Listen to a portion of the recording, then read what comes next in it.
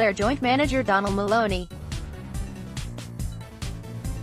Photo, Ray McManus. Sportsfile Patience and hard work provided Clare with the roadmap from a first-round defeat to a Munster final, and they are now confident it will take them even further.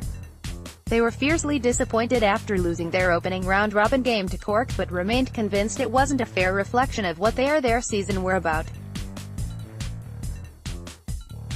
3 wins later, they have another opportunity to test themselves against Cork, and this time the Munster title will be on the line. The lads really found out a lot about themselves in the last number of months. That's no surprise to us. We always knew it was there. It was just a case of patience and work with them, let it eventually come out, said Clare joint manager Donal Moloney. The last number of weeks, their leadership has just been phenomenal. When we lost in Cork there was no panic. We played quite well, not many people agreed with that, but we did.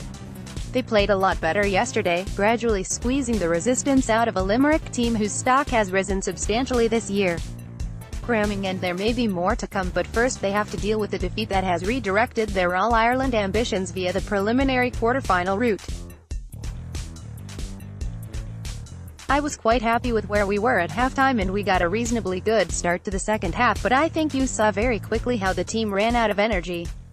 That was the biggest problem we had in the second half, said Limerick manager John Keeley. Since this was Limerick's third game in 15 days, the question of fixture cramming inevitably arises. Did the busy schedule leave them flat?